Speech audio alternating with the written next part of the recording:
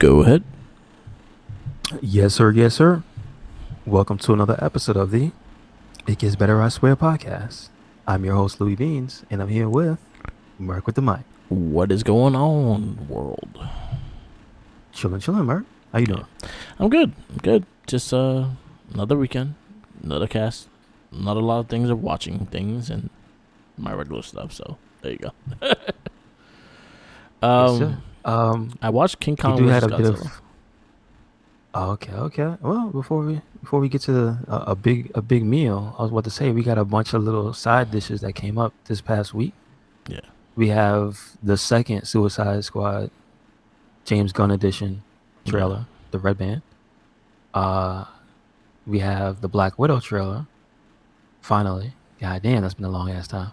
And we also, thanks to you, let me know the Space Jam 2 trailer was out this past week as well. Yes, it is. Yes, it is. So his movie's coming, son. Yeah, a lot. And then we got Mortal Kombat next in 2 weeks.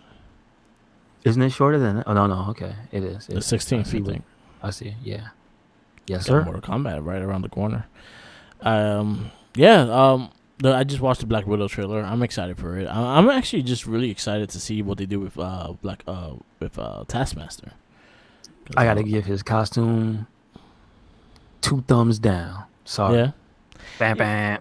Yeah, I'm not crazy about the costume either, but seeing him in action, it kind of changed my mind a little bit because it actually looks, the way he fights and stuff like that, it kind of resembles what Taskmaster is supposed to be.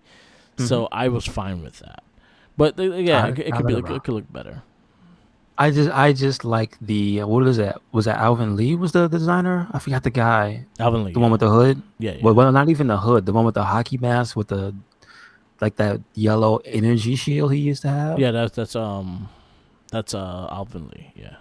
I mean, like, I get it. I get you can't just be putting certain things. You gotta mix and match and try to, because it has elements. You can see it. It has his color scheme. Yeah. It has the little cowl, even though most of the time he's not wearing the hood. He has the cowl, so at some point he does have a hood in the trailer. But for the most part, unfortunately, and that's kind of my biggest gripe with some of the Marvel movies, is some people end up with, this looks just like military stuff, but fantasy colors on it. You know what I mean? Yeah. That's the only complaint I have about the entire trailer. Everything is cool. Like I said to you, Merc, I'm not familiar with her story, but what the little parts I know seem to be there.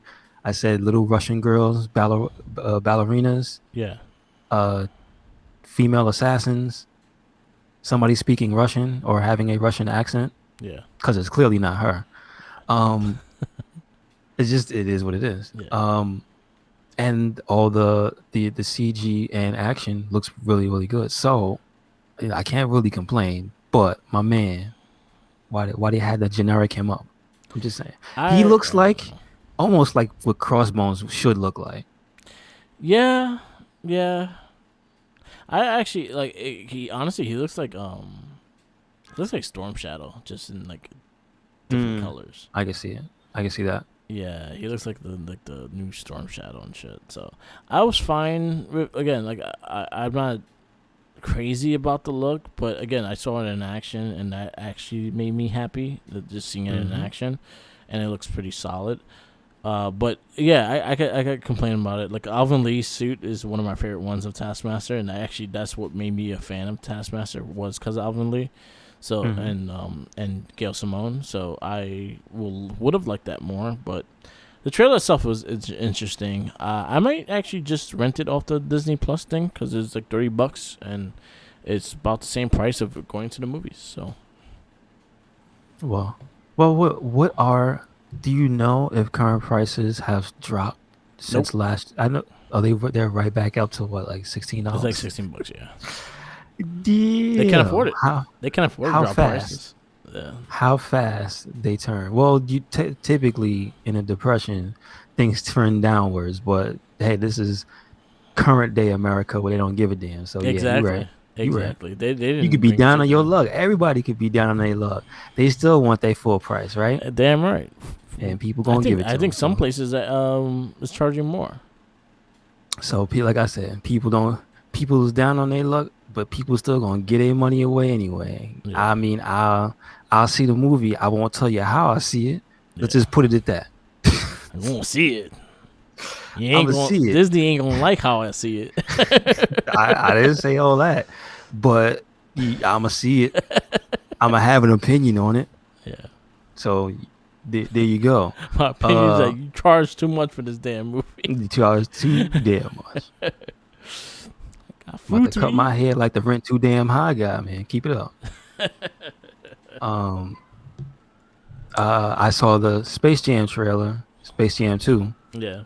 I'm not feeling it. I like the visuals, the brand of CG they're using, the way they're using the art style with the characters. I like. Yeah. So I have no in terms of this one. It's not an artistic thing that's like I don't like that. I don't like the remix of the Come On and Slam. Not feeling it. Don't try to epicify my hip hop basketball music because you wouldn't play that. You wouldn't play that at the game. Stop playing. You would play the real one. Okay, Mark. Here's my one issue: is that basketball has not advanced that much since 1990, where you don't play retro hip hop songs. They do. Yeah. So why would you take the staple of a modern day basketball game and be like, you know what they need? The future. All right, Bishop, relax. I mean, I see it's cool. You got Don Cheadle. Yeah. He's the main villain. But I was saying to you, and you pointed something else that somebody else said. I was like, yo, why is this movie so damn serious? Yeah. Like, the premise is King James, LeBron James, his son falls into a portal or a digitized thing. He goes into a server room. How'd you get in there, kid? But he goes into the server room. He falls into the digital verse or something like that. They tell you in the trailer. It didn't stick with me, so that's how I feel. And it's just a give me back my son. Desmond Hanso moment. You know what I'm saying? Yeah. It feels like, yo, why is this so serious, dude? Why so serious? Like, I know the threat of the Monstars was a thing, but it didn't feel like, oh God, everybody's gonna die. This child's gonna be stuck in this digital world. What's gonna happen to LeBron James if he loses? Ugh. He's gonna be comatose, just his body rotting in this server room somewhere. It's just like, this is almost dark. Yeah. I don't like it. My thing with the trailer, pretty much they did like, it's like Mortal Kombat meets Ready Player One. In a way, is the fact that like they're both fighting for the control of the world and shit like that. And like, where the fuck will LeBron James? It comes with like the controlling the world and shit. He wants his son back. That's why he wants his son back. Well, who made him in charge? He's not in charge. He has to fight Don Cheadle. I know, the master of the universe. Master of the universe. But yeah, it was like, okay. It looks okay. Like I don't know. I'll get, again, the fact that it's gonna be on HBO Max and shit like that. It's gonna be free, so I will watch it because of that. Because it's going to be a free movie. But yeah, I'm not crazy about it. It is what it is. I don't think LeBron James could act anyway. So I'll put it this way. I'm not gonna knock him for that because Mike couldn't act either. It was more about the cast and the people around them. But my whole thing was what they presented me with. Remember, this movie is not just for the kids. Yeah. The reason it exists is because it's a nostalgia pool. This is different from the original Space Jam. The original, you could say the nostalgia was there for Looney Tunes, but remember, Looney Tunes is so ingrained in American culture. There's not really nostalgia because they're always relevant. Yeah. Now, because Looney Tunes is not relevant, not as it used to be. No way. Close. And Space Jam is nowhere near relevant as it used to be, but people remember it fondly. Yeah, yes. And for a movie trying to play off your nostalgia, this movie, that trailer was just it gave me douche chills. I could see people getting their nostalgia played with just the fact that they had like the Flintstones and shit like that, Iron Giant in it, in that sense. They had characters that you remember as a kid and stuff like that. But I also don't. I'm not feeling the trailer the way that everyone's feeling it. I think again, it's for a new set of eyes. I guess it's not for me. It's not made for me. So I don't think I'm gonna be crazy to watch it. To be honest. Yeah, my honest review of the trailer is I'm not gonna mind not seeing that movie. Yeah. I'll just put it to you, just put it to you bluntly. Do you like Space Jam 2? Sorry, I missed that one. So, Yeah. So but it's in the theaters right now. I don't know. It's streaming right now. I don't know what you're talking about. Yeah, I'm not So, crazy about it. It is what it is. I'll probably still watch it. I'm not like I need to watch it. I'm just like, yes. I'll watch it eventually. And then the third one, did you get to see the Red Band trailer? And if yes, you didn't, I did. okay, I'll say I did not, but I did get to see the first one. Now since you got to see the Red Band trailer, has this sold you on the movie? Did the first trailer sell you on the movie? Like, how you feeling about Suicide Squad? I'm excited for it. I like James Gunn. I like what he did with the Guardians. You're gonna have kind of like the same vibe with this movie with what you feel with the Guardians of the Galaxy. It's gonna be more comedic and stuff like that. It's gonna have a good soundtrack. It's gonna flow pretty well. I do like the characters a bit more. The fact that like freaking Sylvester Stallone is talking to Shark and John Cena's character is just he's just a weird character, and they just have these random like Polka Dot Man and things like that, and I'm fine with that. I'm all for the silliness of this movie and what it could be, but also feel like the story already makes a bit more sense than the first movie that came out. So I'm looking forward to seeing it. Okay, good stuff. Again, can't be worse than the first one. Yeah. That's about all I can say. Yeah. Because from the first trailer, I'm interested. Yeah. Of course, my boy John Cena's in there, so we gotta represent. Yeah. We can see him, so this must be within the Fiend's universe. I'm just saying. Yeah. Fiend gave him permission to sign with WB. Yes. You're right. So I'm excited. I will say to you, Mark, how the hell did this franchise get a second chance so quickly? I don't understand. Oh, because they hired James Gunn. They asked James Gunn to do the sequel. That's the only reason why they're doing the sequel is the fact that James Gunn is attached to it. Was it a plan of they wanted to start a series of Suicide Squad movies? No. So that when the first one was kind of met with the reception, they were like, we have to do another one. No. So what happened is the fact that they signed James Gunn. The Warner Brothers made an agreement with James Gunn to do a movie and stuff like that. And his movie that he chose was like, let me handle Suicide Squad. I could do something with that. Oh, he's okay. All right. Because he's a big fan of the original Suicide Squad and the DC comic and stuff. So he was like, all right, I could do something with this. I don't need these guys to do something. I could do it myself. And so that's pretty much what happened. And pretty much he's making the movie now. And yeah, he has a good cast. Another WWE wrestler in it too. Because he had Batista in the first movie. Originally, Batista was supposed to be in this movie. Got you. But he didn't. He couldn't do it. So, but yeah, James Gunn. I think he's gonna have. I think he's gonna do a good job with this, and I think it's gonna be a fun movie. Okay. And then I did watch Godzilla vs. King Kong. Okay. I enjoyed it. It was I enjoyed it very much. It was a fun movie. Fun way to watch. It was a fun watch. I have a description for it, but it kind of will spoil what the movie's about. The way I described it was just funny, and it pretty much was what it was. So when you watch it, I'll give you my description of the movie, and you see if you agree with me or not. Okay. But it was good. I think you enjoy it. Did you watch the other ones? Which was the Godzilla King of the Monsters, and then it was the Kong and Skull Island. No. You should. You mean the recent versions of those? No, yeah. I have not. You kind of need to watch to see that one. They have continuity or something? Yeah, they all connect to each other. Really? Did not know that. Yep. Okay. Yeah, so you gotta watch Godzilla, The last is Godzilla, then Godzilla King of the Monsters, which was part 2, and then this one. Okay, got you. Yeah, so Got you. it was good. It was really good. I enjoyed it. Yeah, it was fun. The fight scenes were pretty cool. The people could get me annoyed, but I see what they were going in, and they had to tell a story. But they had a lot of fight. And they fought a lot, and it was interesting. I like what they did. It was fun. All right, at least they got that part right. Yeah. Let the monsters fight. Let them fight. Yeah. The first one had issues with that because it kept like cutting off on Godzilla fighting, and I was like, yo, I want to see him fight. I don't want to see you talk.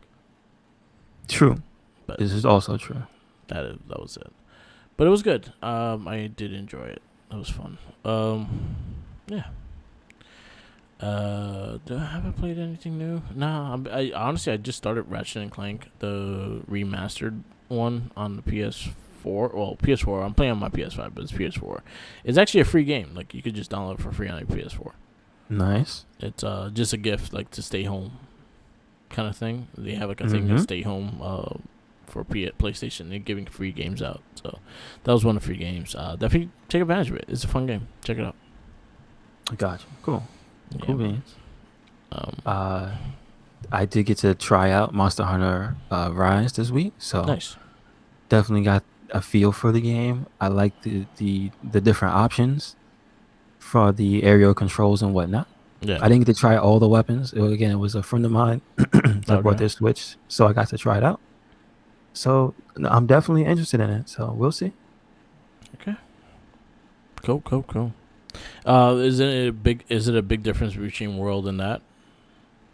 I want to say it feels like they took some stuff out and replaced it. So no, it feels very comfortable the way the weapons work and everything. Okay. Like because it uses not the same engine, because it actually uses the Resident Evil engine. Yeah. But they use the same type of move sets that was carried over from World. Yeah. So the ways the weapons swing, they don't feel completely unfamiliar to you. So like, oh, I expect to hold the button and then charge the sword, and it does what I do, and then I press this button. Oh, that does that.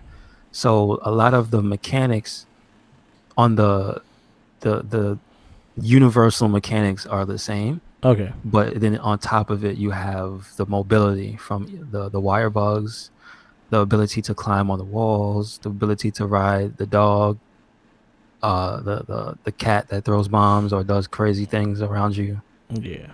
And I got to go to try things out in the training room that's a new thing as well. Yeah. They had a training room in World, but it's not like this one. This one, they let you train every aspect of all the weapons. So it's like, wow. They learned something, so that's good. Cool, that's good because it loads really fast. That's the one thing I noticed. That's good for really Nintendo. Fast. Yeah, that's good for Nintendo because even the Nintendo like the high res games like Witcher 3 and Skyrim, they had long ass loading times. Yeah, that's one thing I noticed because I heard somebody mentioning it before, and they said, "Oh yeah, the art style is very good." So. It's not using it's not intense, you know what I mean? Yeah. Like graphic wise. So you could see some things here or there was like, oh, this is a little ugly because it's not in the greatest definition. Yeah. But like they sure as hell know how to make a game load fast. It's like you can go warp around the town very easily. You can get in and out of areas very easily, and that's good. Actually, that's a really big difference from Monster Hunter World. Because they both have the connected world, right? Yeah. Whereas in the old games, it used to load each room you walked into. Yeah. But the initial load to get into Monster Hunter World on base PS4 was long as hell. Damn. So think about that every time you play with people. If you play with randoms, that's a lot of loading. Yeah. It's a lot. And thankfully, they seem to have got a handle on that, and it does not load that long. Good. That's good. Again, like I said, like most of the Nintendo games always have fucking issues loading, with speed and shit like that. So that's a good thing that it doesn't have that. That's a big thing for Nintendo actually. to That's have. Capcom. They learn the ins and outs of the Resident Evil engine. That almost makes me want to see if they could put a Resident Evil on there, like a I think they full Resident can. Evil game Yeah. in that engine, because it's not on there as far as I know. I can't you. That was the thing. You could stream 7 in Japan, but you I can't. think the only one you could play on the Switch is like 4. No, I mean from like 7 on, because from No. that engine. Yeah. 7 and remake 2 and Resident Evil 3. Okay. So like the newest ones, they're not on there. They can't. They as of now they cannot be. But they did let you stream it on there. I wonder why they killed that, because that could have been cool. I don't know. And I also heard somebody mention, at least in Japan, Nintendo was updating their servers, so that helps with the online for most games. That's good. But it very much helps you out with Monster Hunter. So it's like this game came out at a good time. So you get the new Nintendo Online that's very, like lots of people are saying, is very stable. Yeah. Because that could be a problem with Monster Hunter. Like, listen, the Nintendo Wii did not have the best online. And sometimes you would play Monster Hunter 3 on Wii, and it would be a slideshow. Damn. And the same thing on the Wii U. Sometimes you get in there, like most of the time you play with friends, you good. But sometimes those servers, they open, man. People come at you from all over the country, and dudes be teleporting all over the area. Monsters be teleporting, and be like, no bueno. So thankfully, it looks like it's okay. So that's cool. That's good. That's good to hear. I know. And all the homies got it. That friend has it. The Jinky said he's gonna pick his up. Japstar's got his. Yeah, I know he got his. He And another friend. Shout outs to Arnold. We see you. He got his. And he was like, "Yo, man, when you gonna pick this up?" I'm like, all right, man. All right. I get it. Soon. I get it. Now you gotta get a Switch. Now you gotta find a Switch. You can order a Switch, but my thing was I kind of wanted to just get it the same day. Yeah. And they not in my neighborhood. Nope. Why don't you just? I don't want a Switch Lite. I Yeah, don't want a Switch Lite. Yeah. You check the Target? I need to capture. Which one? Like which area should I check? The Harlem one. Oh no, they're all gone. Yeah, I was Those there. stay gone. I was there yesterday. Because if you check on unless the websites are wrong, the websites are usually wrong. Really? Yeah, Target website sometimes is iffy. Because that's the thing. That's how I gauge which ones I should go to. Because there's a one across the bridge, and again, I think we talked about it last time. You said the one by you definitely had one, like at that time. Yeah. Which is probably gone now. I don't know, because they just be going. They be going. But so if you're saying that you saw them in Harlem recently, then that's good. Maybe I should check again. Yeah, you know what? Let me check. Oh, like I'll look online because I remember walking by. I always go by like the toy section, so that's right past. And I think I've seen like a couple consoles. So who knows? I could be wrong though. Like I don't remember. Well, not even that. Like you said, they just go. Yeah, so they don't be stay there long for like 2 days and then we'll be gone the next day. Mm-hmm. But yeah.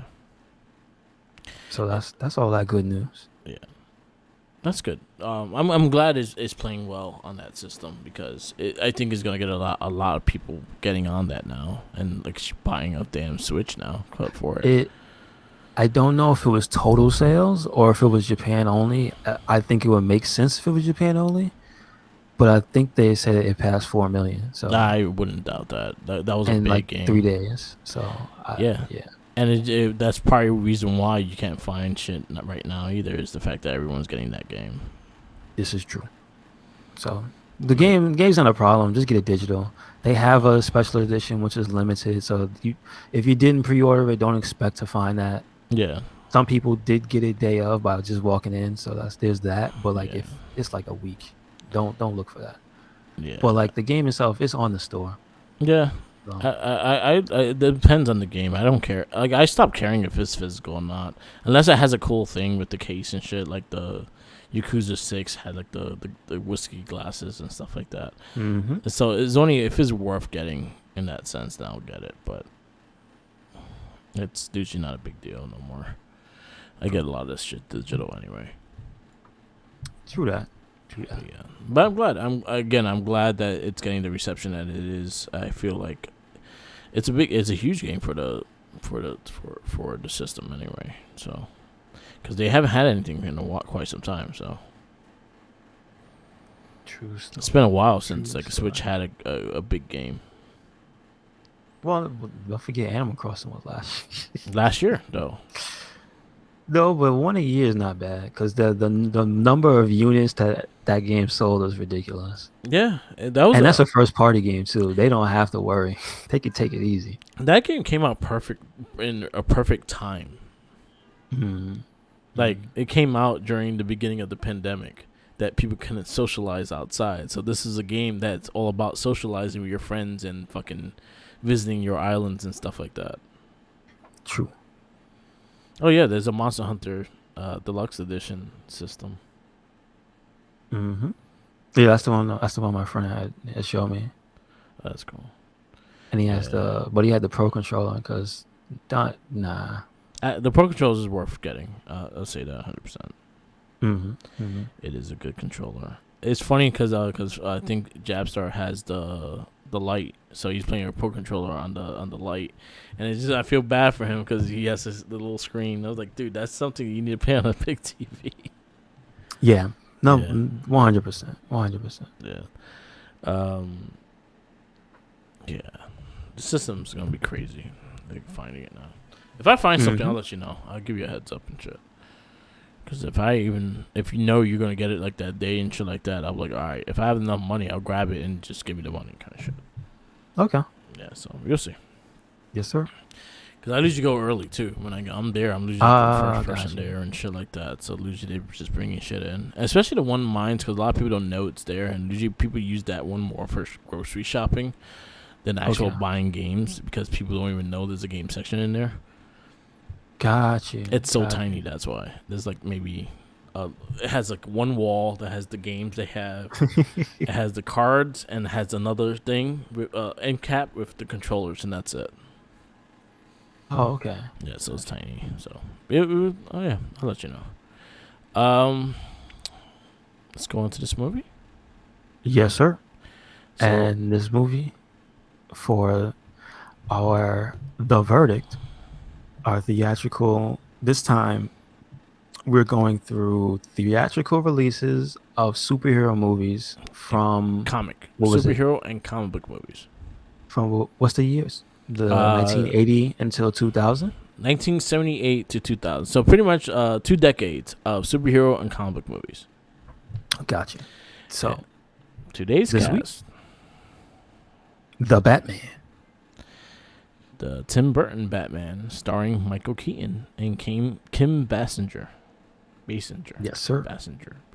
I don't know how to say her name. Let's see. It is Batman from 1989. It is PG-13. Yep. 2 hours and 6 minutes. Classified as action adventure, and it was released June 23rd, 1989. I was there day one. I remember I guess that's my first movie line. Yeah. Like that's the only the real memory I have of this movie experiencing it in the theaters, because I only actually saw it in the theaters once. Was waiting online somewhere in Midtown with my aunt just for like, I don't know, 4 or 5 hours or something like that. Yeah. Because it was like that. This movie, when it came out, it was sold out everywhere. It was just massive lines to get into the theaters, and it was crazy. So, what's funny? Like, that's the first time I've been online for anything on a line wrapped around the side of the building. I was just like, damn, all right, okay.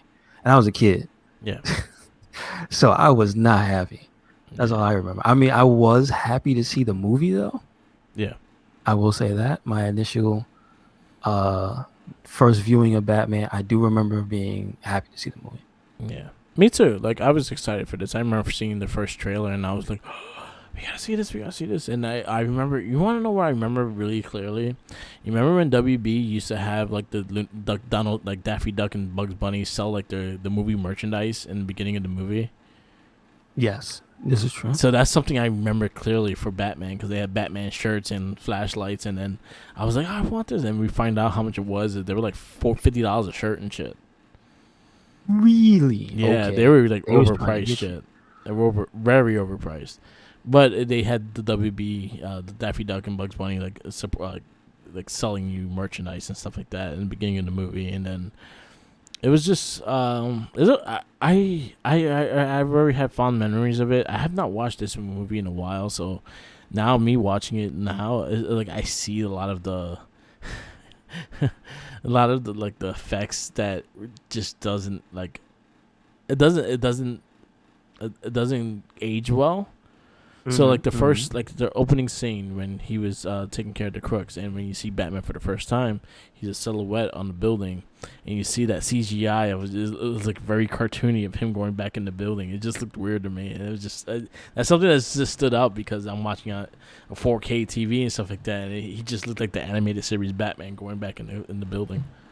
Yeah, there's a few instances where you can see they drew some things. Like there's a helicopter scene where you could tell they were using claymation. Yeah, The scene with the bat plane, they were using claymation. Like there's a lot of practical effects used in the movie. But for yeah, me, that kind of adds to it because I know yeah. it's a time and place thing. No, 100%.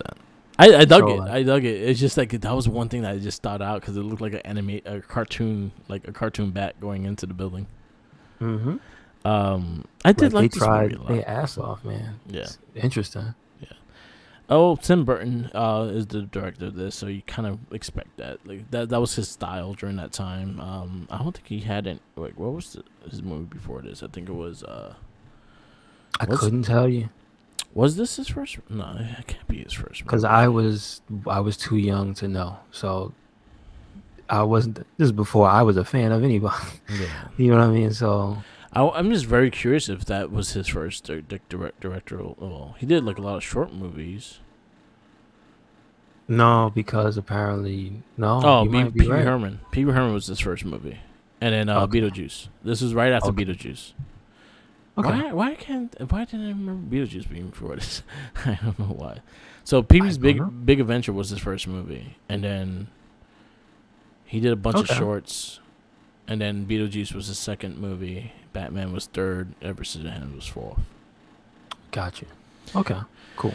So he's teaming back up with Michael Keaton in this movie. That was his star in Beetlejuice as well. Yes. What do you think of Batman? Michael Keaton as Batman. I think it was good for the type of Batman they had. Like this is again is kind of a thing you learn, or at least I think some people learn when they get older, is that everything can't be the exact source material. 100%. But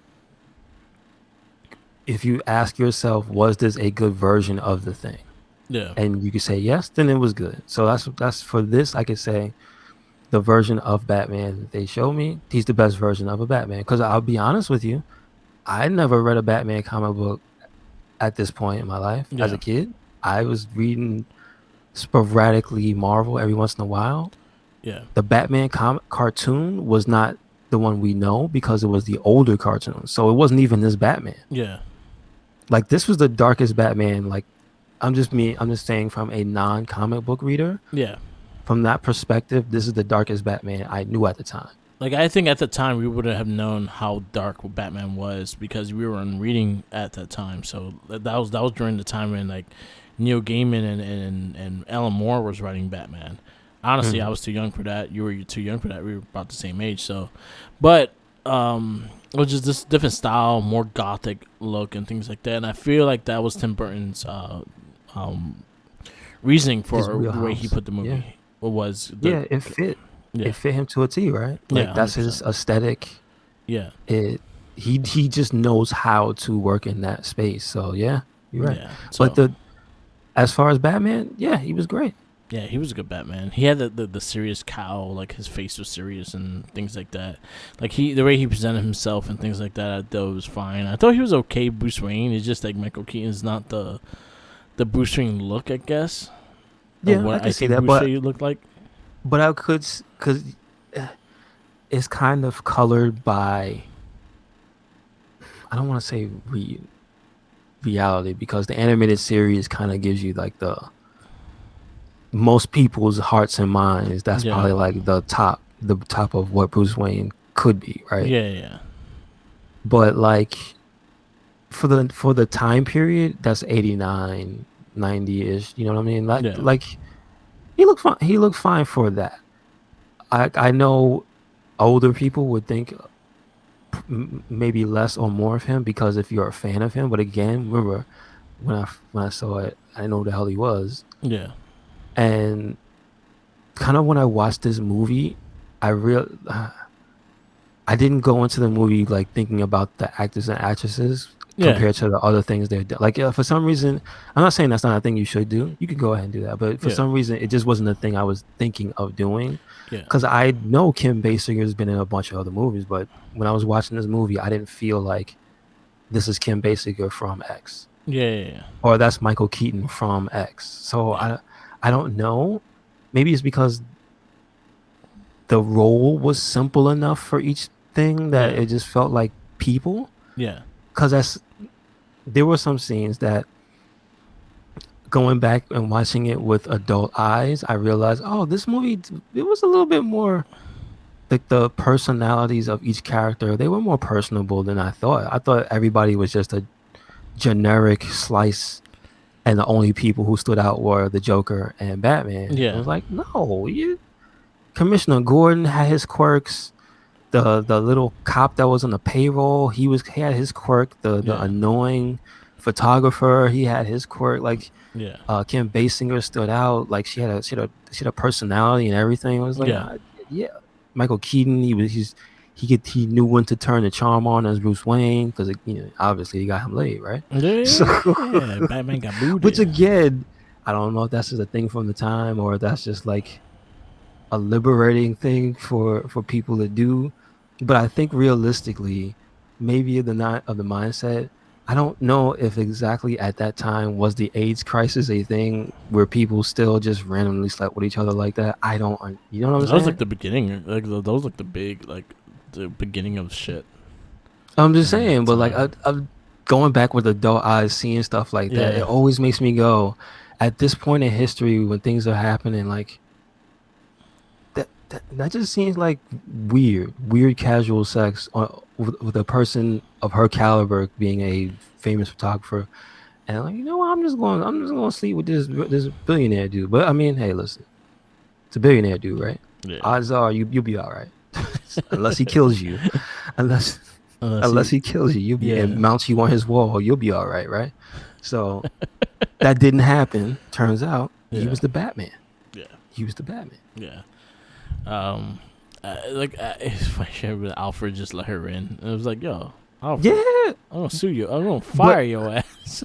But no, the thing I kind of realized too was you kind of see the role Alfred played was not just the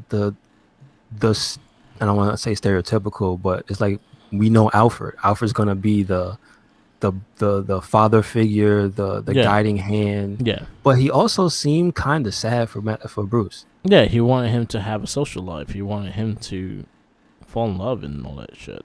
See, that's why it seemed different. Like the scenes where they the next morning, the evening of, before they slept, I think it was like the night they slept together, everybody was gone. They were in the kitchen chatting it up with Alfred and blah blah blah, and he was like, "Oh, I'll leave the dishes. I'll get them in the morning." I'm like, "That's nasty. You better do them now, old man."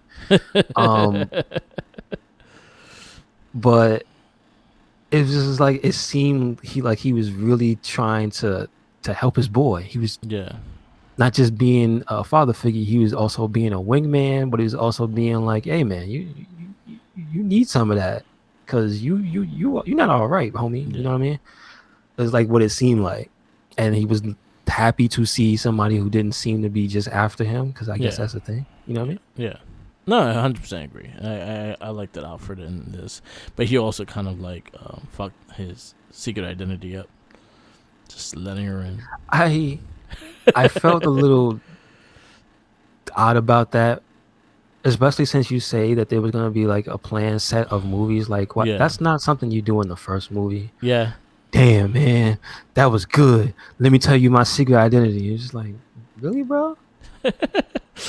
But like I understood why, because there was just like later on when he let her in and stuff like that. When after also Bruce Lee lied to her and shit like that too, and like Alfred just like fucked his the whole lie up and everything too.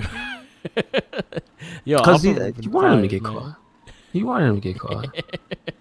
Like, yeah, stop lying and shit. Yeah, just own up to it. Yeah.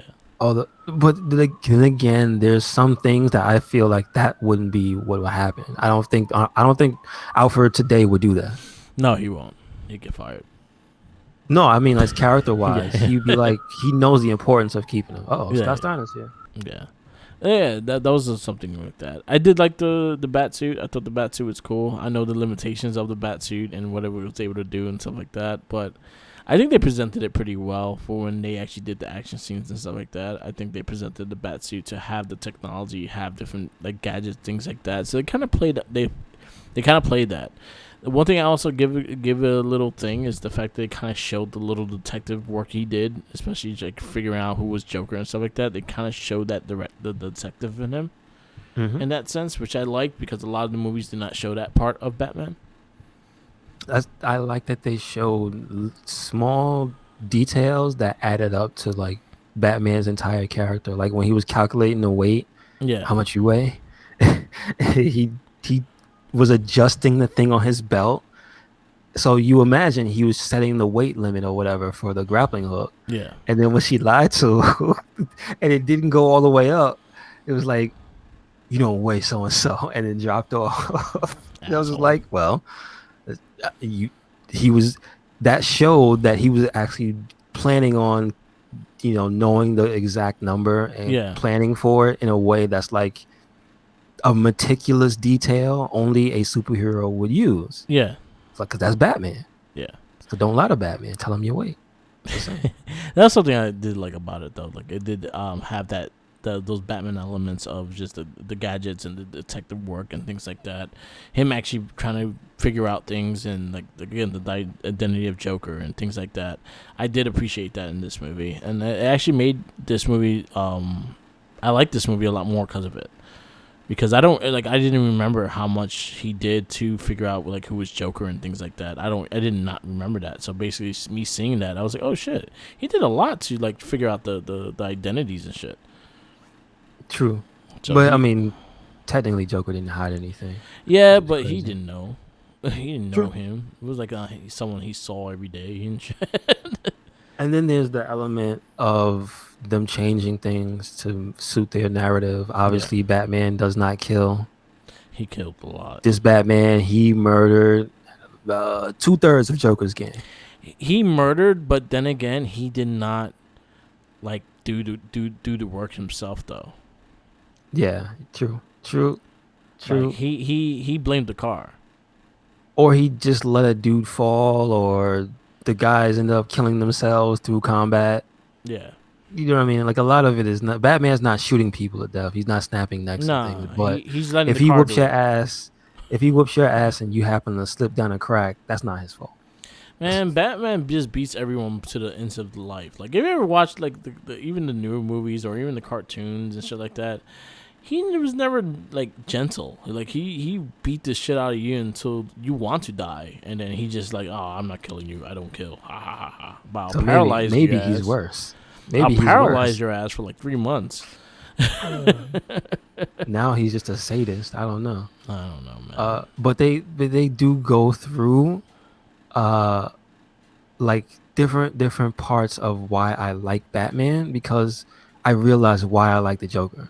Yeah. Because he if you look at him and then realize the Joker before this that was on the screen was Cesar Romero. Yeah. And if you look at Jack Nicholson's Joker and Cesar Romero's Joker, you're gonna find a hell of a resemblance. And I'm not talking about a mustache, because when he starts laughing and hooting and hollering at his own stuff, it is almost 1-to-1. Yeah. I was just sitting there like, yo, Jack Nicholson must have looked at some of that. No, 100%. Some of I that. think that was his inspiration was Cesar Romero, and then also the old short film, the man who laughs. That was also something that he was watching for inspiration for that character. So you remember the scene when he first sees himself as Joker and stuff like that? That's from The Man Who Laughs. Oh, okay. Did not know that. That was like a short film that was not a DC thing, but it was his own movie. But that's where they got the basis of Joker from that movie, from that short film. Now I know. There you go. But I did like the of Jack's character. Of first you find out he's this vicious killer criminal, top guy, right? Who's under this guy who's kind of a dick, and they were vying for the affections of that blonde chick, right? Yeah. And then basically the guy sets him up over the woman, right? Yep. He's like, I see you smiling at her. I'm gonna have you go on this mission and die. So there's the betrayal aspect. Like it's a little deeper than just, he showed up here, he showed up there. Here he is dancing and killing this man. Yeah. Like there's actual reasons for most of the stuff that you get to encounter with like his character. So he goes on a really good arc. I appreciate how like in depth they try to build Joker and like just his characteristics and stuff like that.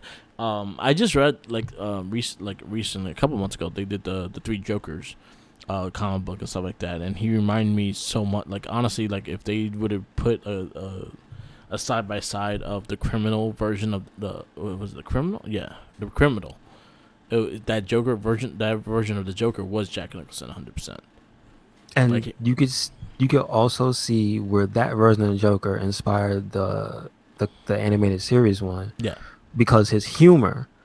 Was the thing they got across, where he would say the most deadpan thing and then just burst out laughing, or he would say something like that's clearly violent and evil, and the punchline was something messed up, and he would just break out laughing. And it's like, oh man, he really did inspire like Mark Hamill's, at least a part of Mark Hamill's Joker with like that sense of humor, at least how you vocalize it, because there's some points where it's just like he's talking mid sentence and just starts cackling, and I'm like, damn, this is good. This is good. He's crazy. And that's one of the elements I feel like is downplayed of the Joker in favor of how violent he is.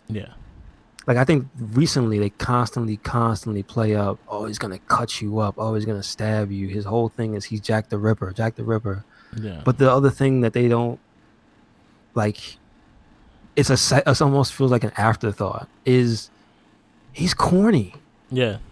He's slapstick, even if it's about murder. That's the element of the Joker that kind of endears people to. People aren't really drawn to the fact that he's a murderer.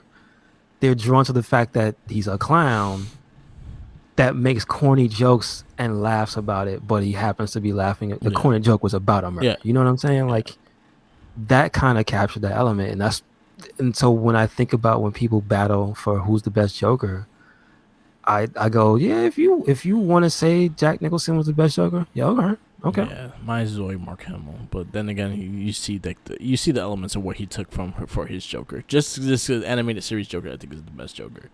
Just like hands down has like the best of the mix of all the writers that wrote him during that time. So like Neil Gaiman and his version, Alan Moore and the Killing Joke version, things like that. It has a lot of those elements to it. Because again, if you really think about it, the Joker was a failed comedian. He wasn't funny. This is true. He never got better. Yeah, he was a failed comedian. He just forced you to laugh because he had a stick of dynamite near. And or the whole plot with the. And see, that's another thing. The plot with the gas was something as a kid I didn't get it. Yeah. I didn't understand the laughing gas. Yeah. I didn't understand. They even have foreshadowing of him looking at the documents for the gas. Yeah. Like there was a scene where it was on a table. Yeah. And then you hear that in his background, he was a chemist.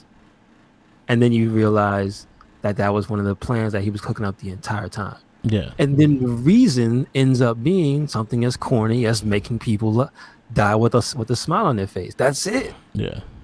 And it's just like, yeah, that's the Joker. That's 100%. Love that Joker. And the whole scene with the newscaster lady starts bugging out, laughing, and she dies. And then you see the result is none of them wears makeup. Yeah. Like I didn't come on. As a kid, there's no way you can get that. Yeah, that was actually pretty cool. He's like, why is that guy got look all pale with moles on his face? Oh, he doesn't have the makeup on because they're afraid because the Joker tainted the products and the hair care and the makeup and all that stuff. Oh, that's like I feel like this is another movie. There were no wasted scenes, like RoboCop. Yeah. That's why I had such a tough fight between this and RoboCop, because there was a lot of attention to detail, especially with Joker's plan and just the whole plot of him and what he was doing. The only thing I'll say, like what I was saying to you, is like, yo, where did he get like the money for all this? Like not the money wise, but like where did he get like all right, we all have sequin jackets and shit like that. Like when did he get the time to get everything together? I love yes, Merc. It makes zero sense. It makes zero sense why they're all color coordinated. They drive in green and purple cars together. You know what I'm saying? But number one, they did explain the money. Yeah. He took the crime boss's stash. Yeah, he assumed control of the. They actually went out of their way to make that known. Yeah. He assumed control because they didn't even know he was dead. Yeah. But time wise, yeah, that don't make no damn sense. Yeah. but I will say that's one of the things again. I feel they lost that stuff to a degree, and I think a lot of movies lose this as we get further into this more. Like, I don't want to just blame it on the CGI, but blame it on the everything has to be cool thing. Yeah, is that wouldn't have been in the Joker if that was like today. I get the Nolan verse happened and it was a thing, but even that, the silly part is so subdued about the Joker and how he would be as a crime boss. Yeah, he would have his goons wear either matching outfits or clown theme outfits. They would drive in clown cars.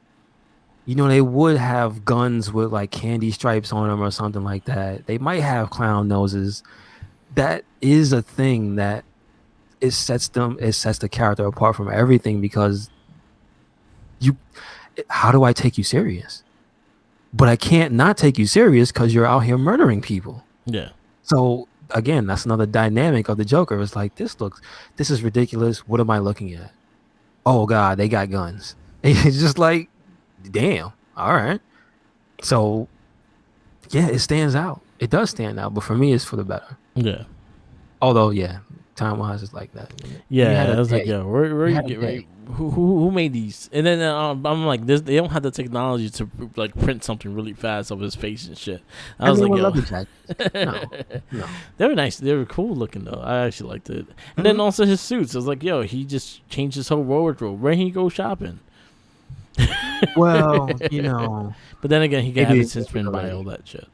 Maybe the lady who went crazy and threw herself out the window, maybe she was shopping for him. Maybe. But all in all, there was like little things that I wish they were able to go about with this movie, because again, like we had Billy Dee as Harvey Dent, and that could have been something down the road if they actually would have kept the trilogy going with Tim Burton, because I know he was supposed to do 3 movies, and then after Returns, he decided not to do it. Gotcha. But I thought it would have been cool to see Harvey Dent. If you actually want to see Harvey Dent as Two-Face, watch Lego Batman, the movie. They pretty much have Harvey Dent as Billy Dee. Well, not Harvey Dent. Billy Dee. Two-Face, yeah. So, because you can see Harvey Dent as Two-Face in Batman Forever. Yeah. But that's Tommy Lee Jones. That's a different person. You don't want that. Yeah. Or maybe you do.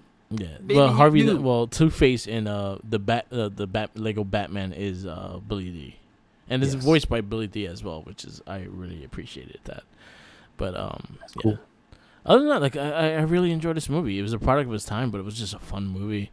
And I always felt like Batman was still like kind of old fashioned. Even like a modern Batman, they still has like that older vibe to it. Because even the Batman animated series, it had like a 50s feel. It was supposed to be somewhat modern, but it had a 50s feel. That had that architecture, that turn of the century architecture. Yeah. Mm-hmm. So I always also you could tell one other thing that's a very big influence I noticed was the music, Yeah. because I didn't realize this is 89. It Mm-hmm. has the theme song from Batman animated series in this movie. Yeah. Danny Elfman pretty much made that song, and pretty much the stepping stones of the Batman anime series came from the Tim Burton Batman.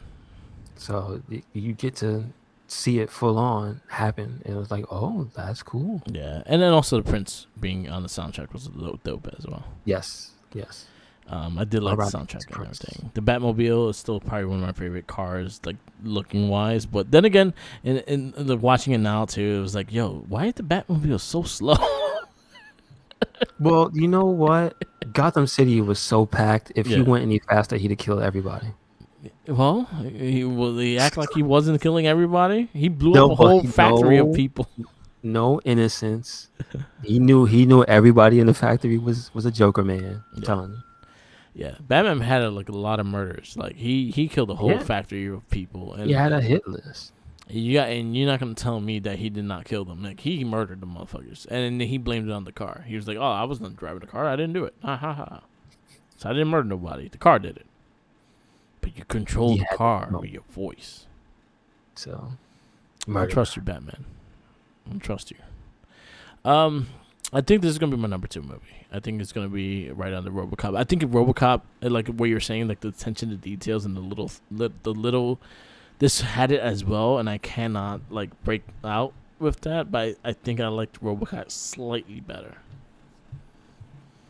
yeah, I just like RoboCop better as a package overall, because it's more ridiculous. Yeah. And then the rating also helps because you can't get away with some of the stuff. The rapist can't get shot in the dick. You know what I mean? Like you can't have those scenes. You can't have the get off me, help me. You can't have one of my favorite scenes in movies ever. Yeah. Like that's just up there. So this is gonna be number 2 for you. But I will say my favorite scene in this movie is towards the end of the movie. Actually, well, the scenes when Jack Nicholson is just talking as the Joker to his number one. Yeah. Those are some of the best scenes in the movie. It's just him hamming it up. I just loved his presence when he had certain things like the scene when he was reading the newspaper and it had blood on it, and he's like, "Wait till they get a little bit of me." That's like one of my favorite scenes of that movie. Yeah. I used to freak out my sisters doing that whole line because I used to do the same face and shit. It was great. But it is, for me, is when he's the big parade scene is going again, flanked with Prince music, you know what I mean? And then you got just this, it's kind of, when you listen to the story, I didn't understand what was going on as a kid. You realize that he was basically campaigning against Batman. I'm going to give you money. What's Batman going to do? You know what I mean? And he was giving away $20 million in the streets. That's crazy. Yep. And then he was going to gas everyone. Yep, and take the money back. But when Batman flew in and was taking the balloons away, and then he came back, and the Joker pulled out the gun out of his pants. He shot him with the long barrel. Yeah. And I was like, "Yo, that's okay." That was one of my favorite scenes. But do you understand what I'm saying? Yeah. Like that's the Joker. You have to. You can't go. No, you gotta have. It has to be tactical, and you gotta make it realistic, and it's gotta look like. No, he had a gun with a fist on the end of it, and he punched the television. Yeah, that's the Joker. The flower shot acid. Yeah, that's the Joker. Yeah, you can't make it real. You gotta, and so that's kind of why I was in. Yeah, I like that too because I feel like. All right, so I don't mind the realistic approach. Like again, the MCU kind of do more military style, like with Captain America, with Soldier, shit like that. But I like that fantasy of just watching a comic book and not just having to watch a real version of the comic book. I want to see the comic book on screen. So I feel like this movie did a really, really good job of putting that comic book on screen. You know which Marvel movie I would say. Because not to take them down or anything, but what I mean is to put them in perspective of this could be this, but you made it this. It's almost like Ultron was one of them that I felt it feels formulaic, and if you had gone weirder and wackier with that movie, I would have had more enjoyment out of it.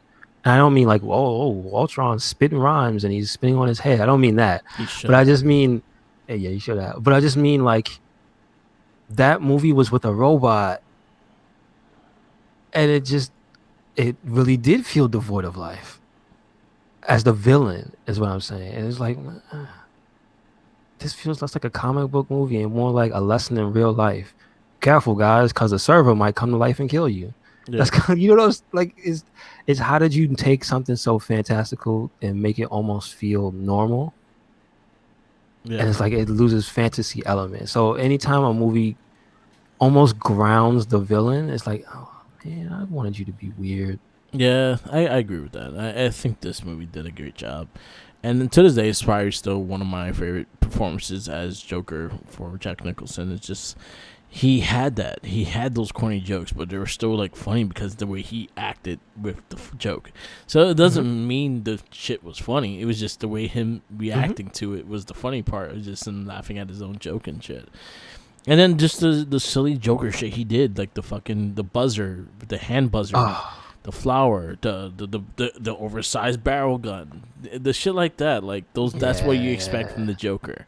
Yep. And I think that no one has brought that after that. Yeah, that's true. I like the Heath Ledger, and I understand his Joker, but what I've known in the comic for Joker is that was the Joker. The closest thing to that Joker was the Batman animated series Joker. And I think they're 2 and 2 together, kind of thing. Yeah, but I also say it also gets more time because it's a cartoon series, so I can't compare it to the movies. Yeah, but I think they're one and the same though, because I think they based that Joker off of this movie, because a lot of the stuff that they based Gotham City on in the animated series came from this movie. Well, I mean, like you said, it had different what you said, writers and stuff. So I could say that Joker's more of an amalgamation of people's ideas. But I just mean for a 2-hour standalone movie. Yeah. Because you remember, you got to give it. We had time with that Joker. Yeah. We had years with that Joker. Yeah. So the bond of just the volume of content is there. Mark Hamill got so much time to be that Joker. Yeah. Like, he got to grow into it, you know? Yeah. And it's like, damn, for a 2-hour standalone thing, it's like, yeah, that's kind of the best Joker, man. I don't know. I if people talking about Heath Ledger, Jack Nicholson, and I don't know, is there another one? Jared Leto, Jack Nicholson. You have Cesar Romero. See, I can't count him because he has a season, like, or 1 season or 2 seasons. But then again, he was not like on every episode though. Like he had 1 or 2 episodes here and there. It wasn't like him consistently. But like the Cesar Romero I remember more was in the 80s, the 66 movie that they did. Yes, yeah. And I remember that one more than the episodes. I haven't gone back. I do remember seeing him. Yeah. But yeah, he sporadic, not every week. This is true. Yeah. So, but it's just like, man, you did it. You guys did it. Yeah. Good job. Yeah. I really enjoyed this movie. Again, I think it's gonna be number 2, right under RoboCop. I'm gonna give it. Would I give RoboCop a 5? 5. Yeah. Same score. Yeah, I'm gonna give it the same score, but I'm just gonna put RoboCop right over it. I agree. So it'll be my number 2. It'll be your number 2. So yep. I'll get our list together, see our top 10, because now the list is getting longer. So yours. But some of the bad stuff is sliding off the list. Thank God. I'm surprised Lone Ranger stood on this list as long as it did. It's like barely. Really? It's like it's almost gone. Wow. Okay. So my top 10 so far is RoboCop, Batman, Superman 2, Flash Gordon, Toxic Avenger, Superman 1, Weird Science, Superman 3, Howard the Duck, and The Lone Ranger. That's my top 10. Your top 10 is RoboCop, Batman, Toxic Avenger, Superman 2, Superman 1, Flash Gordon, Weird Science, Superman 3, and Howard the Duck, and The Lone Ranger. Okay. It's almost. Next up is a pre-Marvel MCU movie. It is The Punisher. So we have I'll give you guys the list of April. So it'll be like I think it's 4 weeks in April. So our next 4 movies will be The Punisher, Toxic Avenger 2, Toxic Avenger 3, and Captain America will close out April. Okay, gotcha. And then May we have Darkman, Dick Tracy. Oh yeah.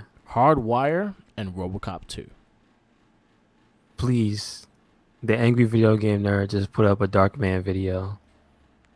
And with that, he put up a clip of this one scene from Darkman. It's Darkman and I think the elephant. Yeah. Please watch that. Yeah. Please watch that. That movie is insane. Cool. Sam Raimi. What is Sam Raimi? Where you at? Yeah, man. Yeah. So I'm looking. Also, shout outs to that little teaser. Apparently, a disheveled man with a chainsaw for a hand is gonna be in Doctor Strange. Yeah, what? I just saw that. Dr. Bruce Campbell confirmed that he's in Doctor Strange. And an Ash cameo. Word. So you trying to say that Ash is in the MCU now? I'm all for that. Okay. Let's do it. Marvel Zombies coming. You know who to call. All right. All right. Just wrap this up. Yes, sir. Thank you for listening to another episode of the It Gets Better, I Swear podcast. Make sure you catch us anywhere and everywhere, Red Cyclone Inc. That is on the YouTube, on the Twitters, the Tumblrs, and Instagrams. We are on WordPress as well. And you can hear us on SoundCloud and Spotify. Where you at, Mark? Follow me on Instagram, Tumblr, Twitter, SoundCloud, YouTube, and Twitch TV, all Merc with the mic. Again, Red Cyclone Inc., Spotify, easiest way to get all our casts. We do have the Morphin Cast, not the Trekkie, the Shell Shock, the Game of Rage, and our weekly, the Wrestling Babble, and Gets Better cast. Listen, like, subscribe, share, and comment. Let us know what you think and give us our opinions of your movies, of the superhero movies we've been doing. I have made a playlist, so if you want to just listen to our superhero movies that we have reviewed before, it's all in one playlist on SoundCloud. So there you go. Nice. Also, and doing the Rush video game one as well. Okay, cool. I like to point out on the side, because I checked the animated series to see the timeline, the year. Yeah. Can you guess what the number 1 episode is on IMDb? The number 1 rated episode. Also, the series is rated extremely high. It's a 9.0. The animated series? Yes. Over the Edge? No. That's later. I don't think that's... Does that count with the animated series? I think... Isn't that a part of the Channel 11 one? Yeah, that was when it was Batman versus Batman and Superman. The original... Yeah, I don't think it counts in that one. No. I don't know. And it's my favorite one, too. I will tell you. With a 9.3 rating, almost got him. I loved. Which was that? I threw a rock at him. Yeah. The one when they're having a poker game. Oh shit. That's my favorite. Yeah, that's my favorite episode. That was a great episode. That was a great episode. That was a really well done episode too. Yeah. The twist is one of the best things ever, but just I threw a rock at him. I just love that shit. So good. Man. So good. So there's a big thing us trying to do, getting a Patreon going. Those are the things we might do as a bonus thing, is the Batman anime series and series like that. So that's something to look forward to once we get this Patreon going. So we'll be there. Yes, sir. But listen, like, subscribe, share. Let us know what you like and what we don't like. And I don't care. Say hi. I don't care. Hi or goodbye. But always remember, follow the Jinkies. He's got those WrestleMania sandwiches. Take him from him. Take it. Make him, like, what you could do is on the edge, just shove it and make Jinkies do like a helicopter. It's a 12-foot sub, man, so be careful. There's toppings everywhere. Oh, man. Yeah. WrestleMania this week. Definitely check it out. It's a lot of shit to watch. Mm-hmm.